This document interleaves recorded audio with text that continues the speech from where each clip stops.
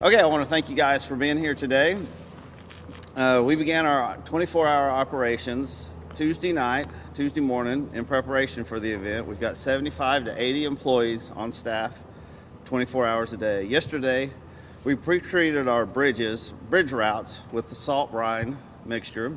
At approximately 5 a.m. this morning, we converted to our plow trucks and monitored the situation until precipitation began falling at 6 a.m. At that time, we began spreading salt and plowing. Currently, we are only plowing and using salt as needed. Salt loses its ability to work in temperatures below 15 degrees. As soon as the temperature rises above 15 degrees, we'll begin salting along with plowing operations again.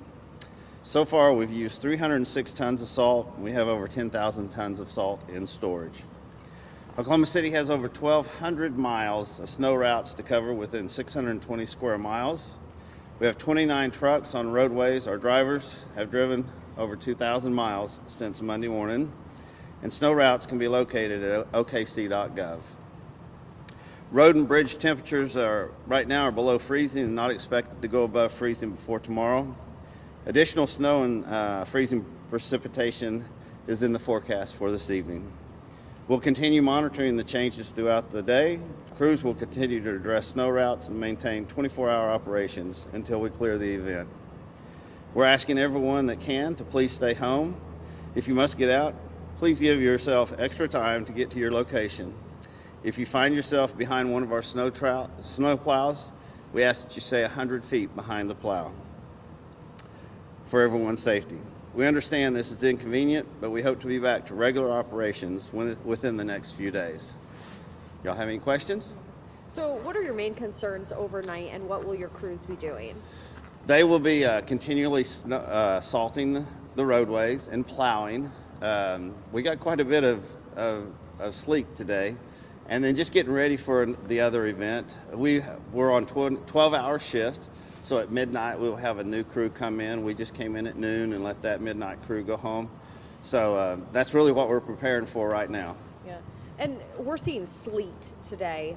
How is that different than working with snow, or is it different? Actually, the snow and sleet, we handle about the same way. We were fearful that we would get a layer of ice, freezing rain underneath this. And so that was our main fear, but we didn't get that. So this has just turned into a regular event for us. Yeah, and I know over the last few weeks I've talked to snowplow drivers and ODOT about people leaving that room for them, and it really is essential. They have a tough job too. Absolutely. So if you do come up behind a truck or you're beside it or something, try to keep your distance just for their safety and your safety also. Are you anticipating road conditions to be worse for tomorrow? I think it's probably going to be about the same. I've been watching the weather reports, and it looks like it's going to be about the same as what we saw today. Do you have any advice for drivers? I mean, sleet and ice is a little different than snow. It is. It's a lot slicker. Just plan on if you have to get out. If you don't have to, that's fine. But if you have to get out, give yourself plenty of time and just drive slowly. You can't go the speed limit. How many crews do you have out there today? I have 29 drivers we have 29 trucks out in the field today. Are there any specific places you're focusing on, bridges, highways, or access roads? Well, our snow routes, we've got our snow routes planned so that you don't have to go more than a mile to find one of our snow routes. So we skip every other mile on our arterial streets, on north and south both. So that's what we focus on in this time. So if someone sees a street that hasn't been treated or snowplow hasn't gone through there, it's best to avoid it and find an alternate route. Correct, and they can find the snow routes at okc.gov. How are you guys? I mean, obviously it looks like you're doing okay on salt. How are Yes. you guys doing on supplies?